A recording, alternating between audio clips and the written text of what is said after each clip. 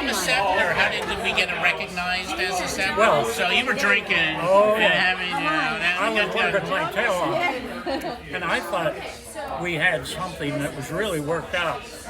But it turned out that the Grants, we can't be a solo family.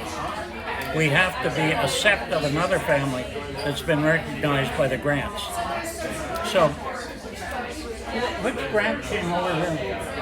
Oh, honey, I forgot. The 34th or... Something, Yeah. And the Lord Strathspey. Yeah. So I said to him that we're interested in kind of merging with you. And he said, well, that sounds interesting. How many people do you have?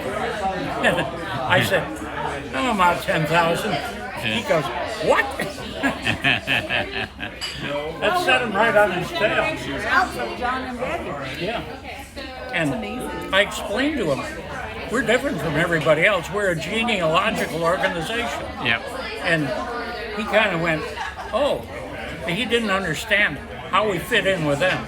Okay. So I had to work on that and explain to Is him. this the guy that brought us into the Grand Clan? What's that? Yeah. Is this the guy that brought us into the Grand Clan? Yeah. Well, in this country, we had a guy in Hickson, Tennessee, named George Grant. And I forget how I met George, but he was adamant that we were Grants. And I said, well, George, how do you know? Well, because you're part of the family.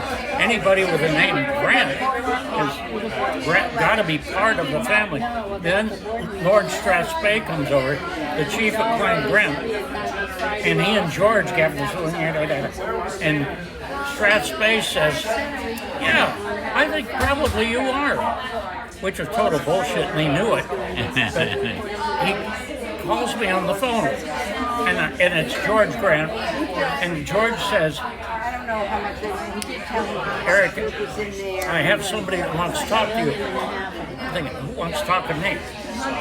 And I hear this little rustle in the background, and this very low, deep voice. Here's your Lord Strathspey.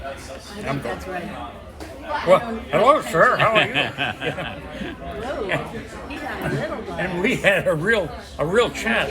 And I said, my current situation is we're trying to figure out how the Moors fit into the Grants. And he said, what if I wrote a kind of an admit letter that it blanket covers every Moor? And I said, well, that's okay, but you got to remember there are Moors in this country that are not part of us. We don't want to deal with them. Okay. And he said, well, what should I do? And I said, why don't you recognize the descendants of John and Betty Moore? And he said, oh, I could do that. And I said, good. So he goes home, sits down at the typewriter, runs his thing out. He's still in Hickson, Tennessee. And he says to George Grant, who lives in Hickson, Strathspey was staying with him. He said, fire this off, see if this makes him smile. It did. And so automatically we were just drawn in to the Grants. It turns out That was pretty weak. the Moors had probably 10 times the membership of Clan Grant. Wow. I took a sip of his. And he knew exactly what I was doing. And of course, I was running all of this through the JMA Yeah. hierarchy. And they could have chaired. You know, we know who we are. Yeah. And as long as we are separate from the Grants, Yeah. everybody's happy. Hey.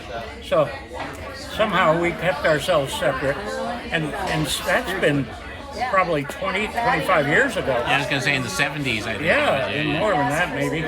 And nobody seems to care. People, I have gone to Grandfather Mountain Highland Games, Yeah. and the guy says, well, what clan are you? I said, I am of the John Moore Association, we're a sept of Clon Grant.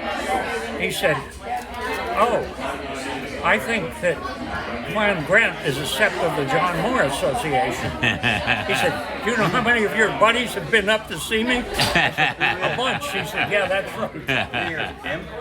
Hello, Kim.